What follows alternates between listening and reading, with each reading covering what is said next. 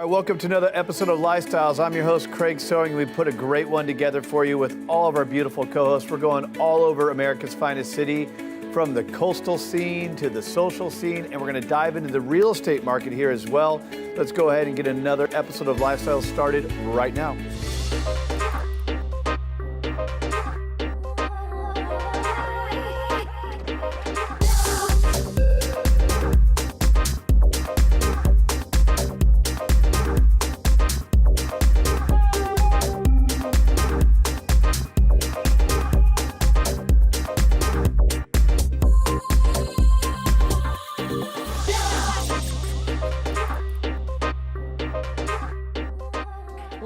San Diego, I'm Cassie Lueffen, and we're coming at you from Carmel Valley today, which, as you can see, is a very family-friendly community, clearly, but there is a lot more to this amazing home than just this swing set behind me. And we're going to talk with Emma Lefkowitz of the Barron Real Estate Group. She's going to show us what makes this property so special. So let's slide on over to the pool area.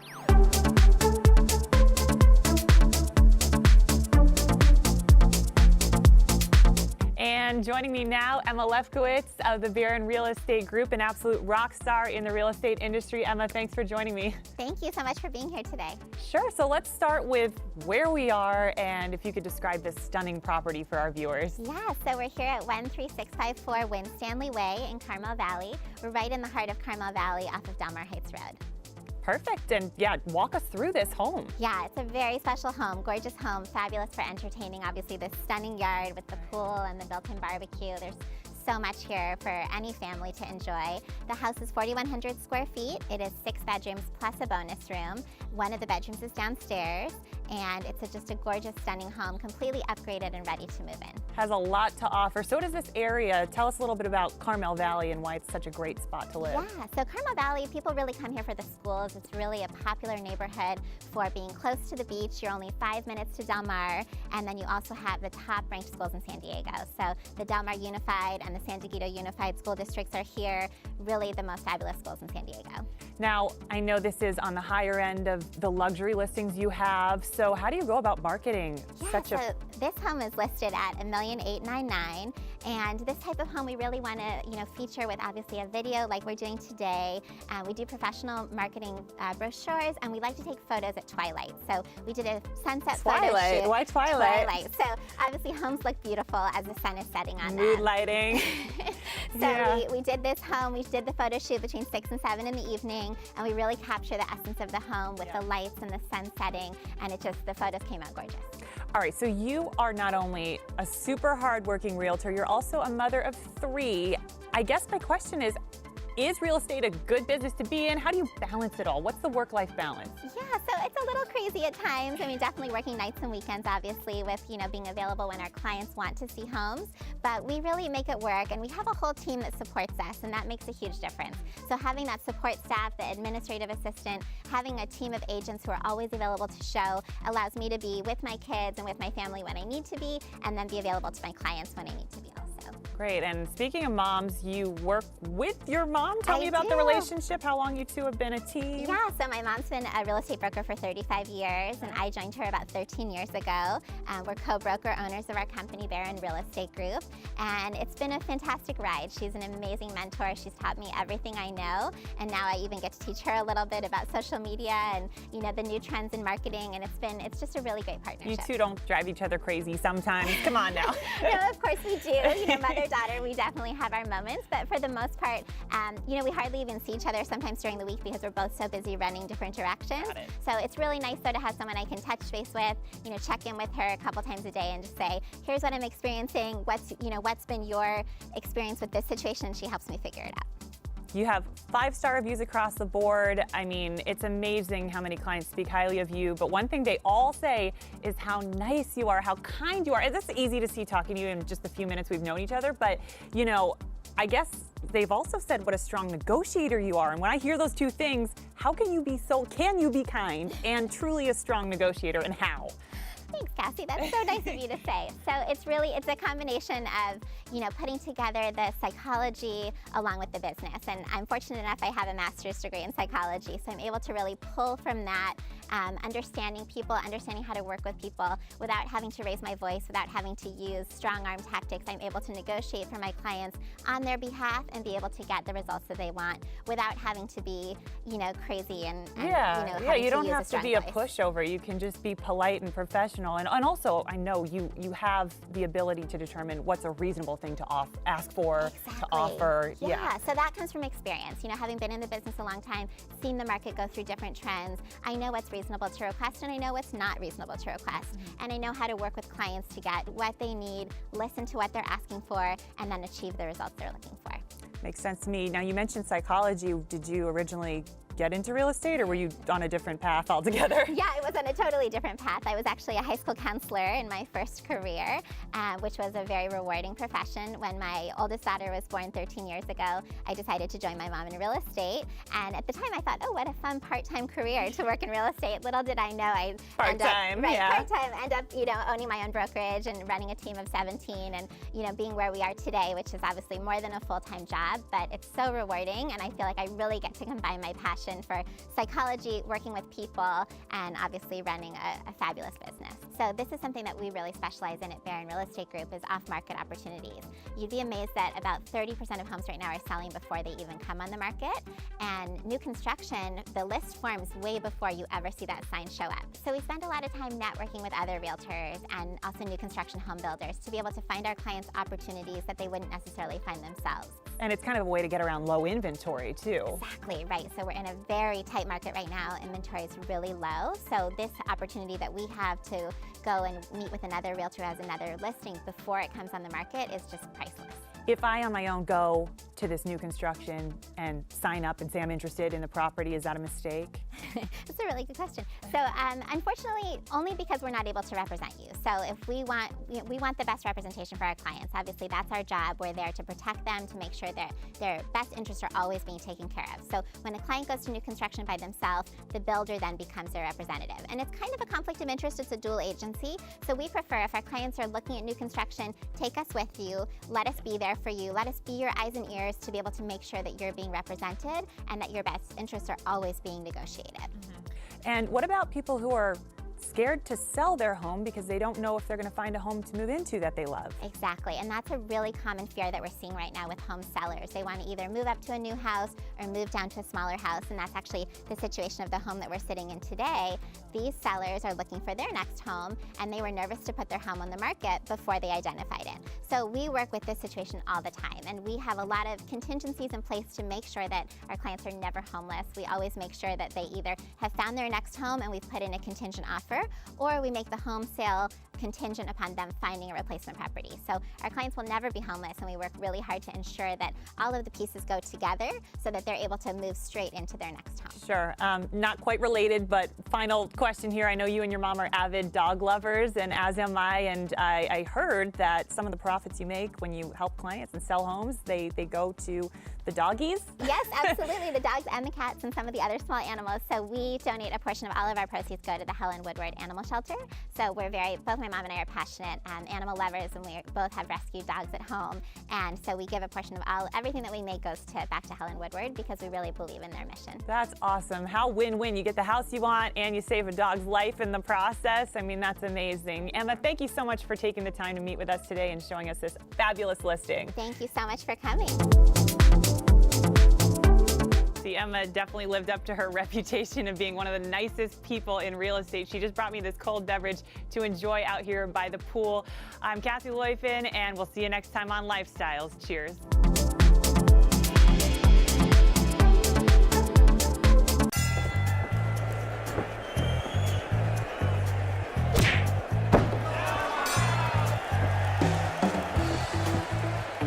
We have a winner!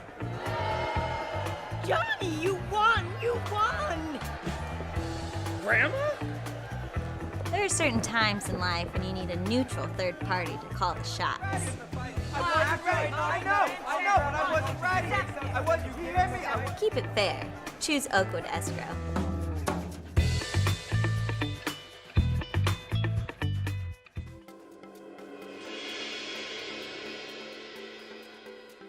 San Diego is known as the craft brew capital of the nation. And you see these tanks behind me, you probably think I'm about to introduce you to a new brewery here in San Diego. But I'm actually about to bring you into an employee-owned, mission-driven fruit craft company. So I'm gonna take you in and we're gonna hear all about it.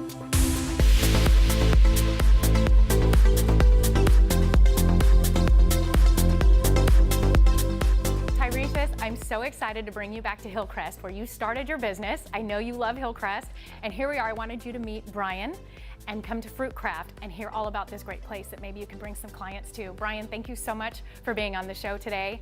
I'm a huge follower of yours, you know that, and now we're family, my son-in-law. So we get to showcase what you've done to build this great business. Tell me about Fruit Craft and why you created this business. Well, welcome. Thanks for coming today. Fruit Craft is my brother and my creation. We're in San Diego, and as everyone knows in San Diego, craft beer is big. Right. And really what we're doing is we're taking that same creativity, that same ethic, and we're extending it into another space in alcohol. Instead of fermenting grains, which is what beer is, we ferment fruit, which is some of the highest quality and most expensive ingredients on earth. We turn that into a fruit wine, and then we distill it and turn it into a spirit. So we've got some exciting products we'll show you in a little bit. So Brian, tell us what you did with the decor in here. So when we took this space over, it was very industrial and very warehousey. And so what we wanted to do was put some charm to it. We have custom bottles that we got made for us, and we've upcycled those bottles, turned them into our light fixtures, turned them into upcycled glasses we use in our cocktails, and then use them for other things around the tasting room, glasses, candles, you name it. Tell me about your menu, Brian. What you guys did to design your specialty cocktails and the pairing of the food you have here. So one limitation we have, since we are technically a winery, is we can't just bring on any spirit. So we actually use our own spirits, and in order to make a cocktail, we use an alternative spirit of ours. So for instance, we have a margarita. The margarita does not have tequila in it. We cannot carry tequila, but we can distill our fermented fruit products. So our pomegranate spirit has earthiness to it. And though you won't be tasting our margarita today, you'll get to taste some of our concoctions. As an entrepreneur, I love how you both talk about creating a space that didn't exist before. And that's really what you've done here. How has that been for you and your brother as you guys have pushed through to have something so unique here in the Hillcrest area?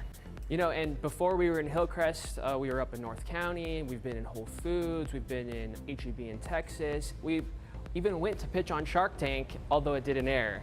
And the whole time we're, butting up against very, very well-established categories.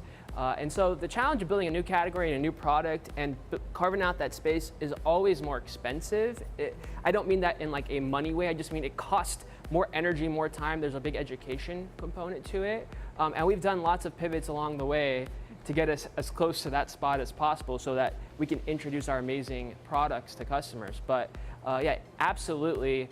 Paving a new path, being the trailblazer, being the pioneer, you're gonna take the arrows. So we're excited for segments like this because we get to actually educate and tell people, hey, fermentation is actually more than just grains with beer, grapes with wine, apples with cider. You can ferment anything that has sugar. Tyreshias, you can relate to this on building your own business. I'm sure it didn't just happen overnight, right? Right. I'm sure you can relate to what he's sharing. Definitely. And then the really unique thing about Hillcrest in San Diego is that it's this community where they're so open to something different. And I just love that you guys are here. That's where I opened up my first office.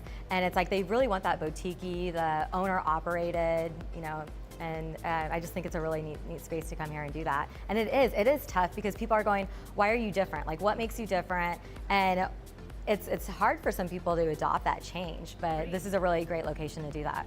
I know you could probably be excited to bring clients here and definitely. And oh some my of your gosh. team here and do Yes. team meetings. You do special events as yes, well, don't you, definitely, Brian? absolutely. Yeah, we've got special events. We've decked out our fermentorium for special event space. So whether it's corporate events, bridal showers, birthday parties, we want to meet our customers' needs by giving them that space, by giving them the experience that we know they deserve. Right, and what a great Cool. place to do it. I mean, Hillcrest is so awesome. I'm sure that the community supports you in this. You've got a lot of, organic followers that are spreading the word. I'm sure the same. You've got your referral business and people that follow and continue to come back over and over again. And it's exciting to see both your businesses grow and getting to introduce you guys today to each other and help support each other's business. I think that's what we're supposed to do as a community. Hillcrest is such a great place to do that. And I'm excited. You are going to introduce us to some drinks and give us an opportunity to make some things. I was gonna say, I will toast to that notion. And with that in mind, let's send you over behind the bar, meet my brother, twin brother Alan, and meet Justin, our mixologist, who will help you guys make a cocktail. That sounds so much fun. Are you ready? Yes, absolutely. I say let's do it. Yes.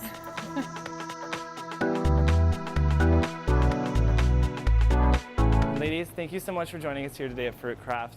Today we're going to be making the pomegranate limoncello martini, and I'm so excited to get it started. Nice. Yes. So Okay. first we're going to start with our blueberries, fresh muddled, into our container here. Yeah. Yes. The more the merrier, get the darker color for you. And then we'll step into our juices. We're gonna have about 3/4 ounce of our lemon, and then we're gonna have about 3/4 ounce of that simple syrup to kind of counteract that tartness from the lemon. Okay. So yeah, the fun thing about using these juices is that we don't have to use as much of the juices, because when we use the wine, what's happening is you're getting that fruity flavor, but you're also not getting the sugar, because the sugar has been converted into alcohol during this fermentation process.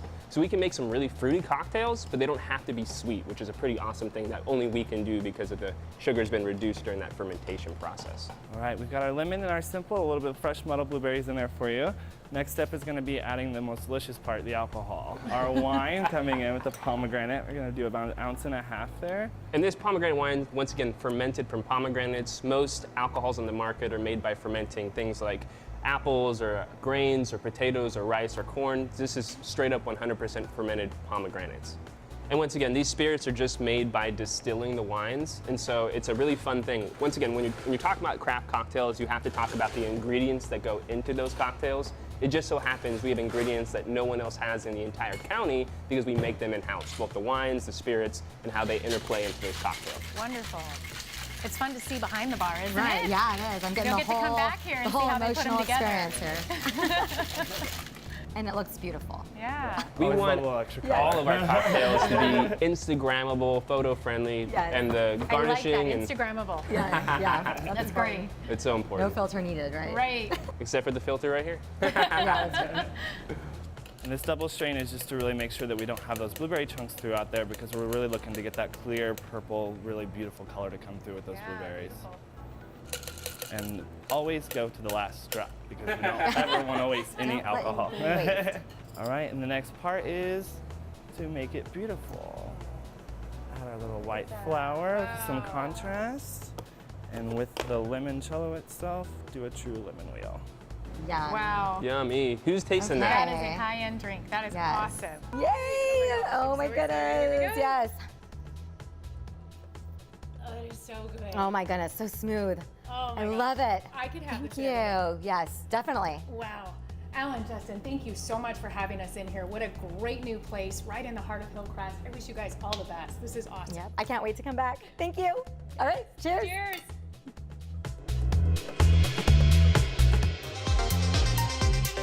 Well, I don't know about you, but I've never been to an auction quite like this one. I'm Cassie Lueffen, and in just a few moments, we're going to be meeting with Jesse Salas and Ben Brady of Harcourts Real Estate. They're going to tell us about tonight's live auction event for non-distressed properties and how the beauty of this platform is it allows you to have complete transparency as a buyer. But I'll let them explain.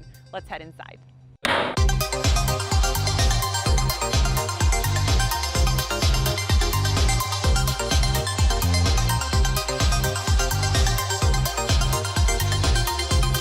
Jesse, Ben, thanks for meeting me here today. Thanks for having us. So Jesse, tell our viewers where we are and what we're auctioning off today. So we're in beautiful Carlsbad. We're at the Crossings. You can see a great golf course behind us. But we're here for Harcourts Auction Monthly event. So today we're auctioning off 18 properties. All right, and how many properties would you say you typically auction off in a year? In a year. So over the past 12 months, we've auctioned off a little over 800 properties. And I remember when I got to Harcourts about 2 years ago, we were at about 125 or so in the past 12 months. So to go from 125 to 800, amazing. We're growing like crazy. It's catching on. People like the idea. They see the success we're having. So much success that we're actually moving the auction events to a designated location. So it's going to be at our office in Del Mar. We're going to be holding the auction events there, and we're going to be doing it twice a month instead of once a month. Wow. All right. Well, you know, Ben, you have the accent, so I'm going to ask you the story on the backstory. Australia coming to the United States. I think that's the first disclaimer, is that I have a funny Australian accent, so I may need to repeat myself a few times. Well, see, being from our company being originated from New Zealand in 1888, it's interesting that we have physical proof that we were providing a non-distressed auction department from that very time. So we are quite possibly one of the oldest auction companies in the world. And in Australia and New Zealand, it's culture that a large majority of all real estate transactions are done via auction in a non-distressed manner, and that is very surprising to people in the US, because you hear the word auction, it's associated with distress, but our business is not associated with that whatsoever. We're only involved in... Explain for our viewers what non-distress means. Sure. The word non-distressed and being affiliated with auction, you know, obviously people associated with courthouse steps and REO and bank-owned properties. Here in the US, that is just common. But in Australia and New Zealand, it's just equity sales, and we've brought our method of sale over to the US, where we just deal in non-distressed real estate transaction, equity sales, normal people looking to sell one of their largest assets, investment properties, whatever it may be, just providing them with an opportunity to get the absolute top dollar out of the market, because we really do see some flaws in the traditional real estate transaction.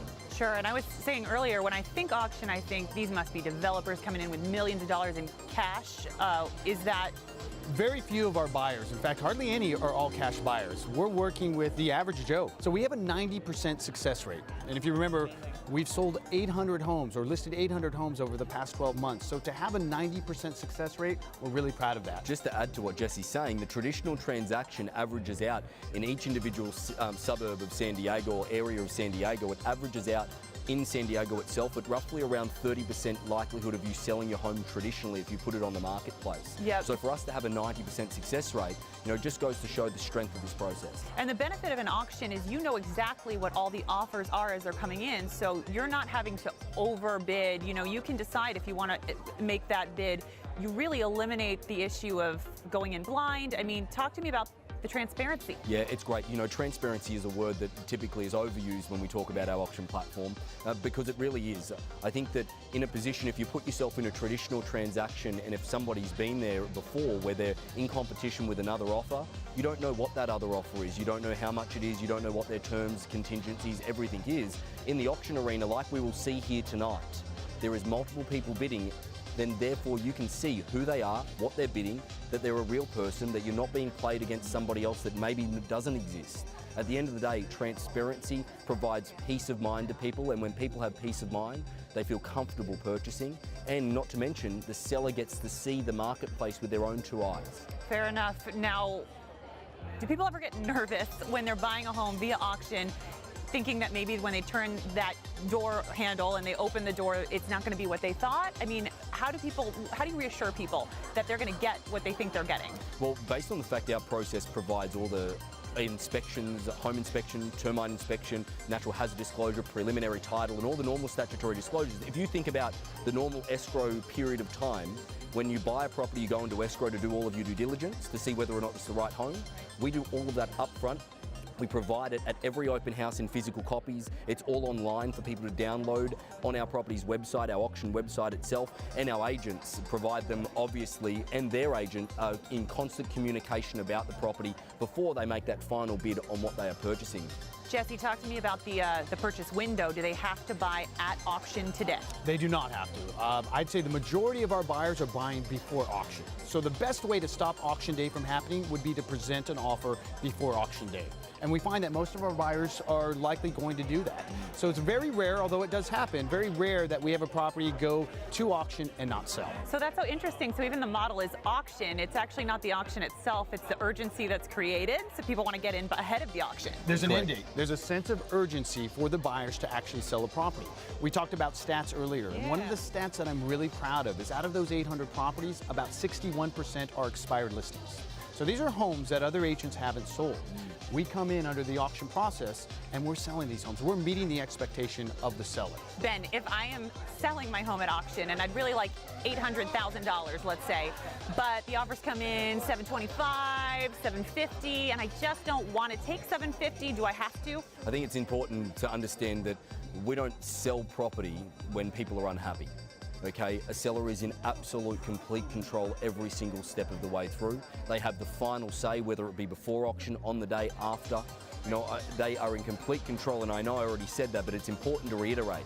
I think it's very important also to touch on.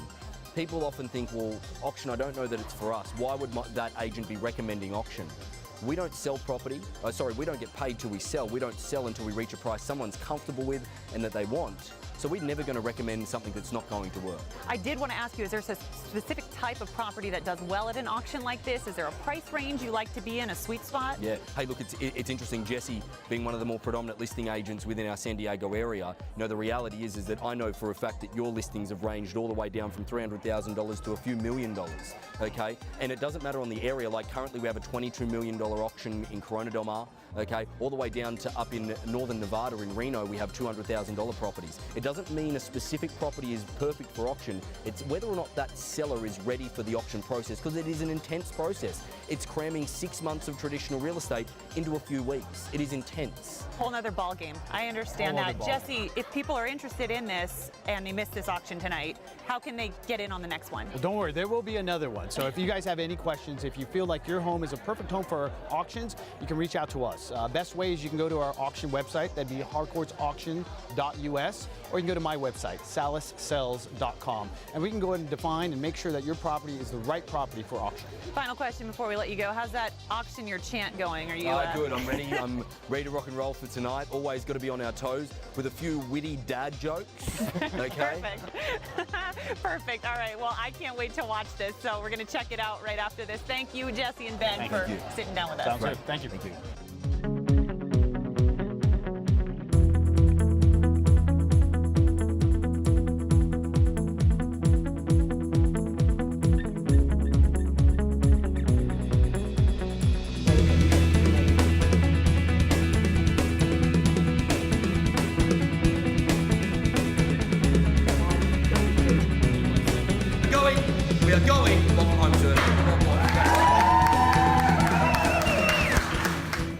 It's amazing to see the success that Harcourts is having with these live auction events. The company says their goal is to achieve the greatest price they can from the marketplace for their sellers. So if you're thinking about selling your property, maybe it's been listed for a while, you might want to consider this auction approach. I'm Cassie Lueffen, going once, going twice, gone. We'll see you next time.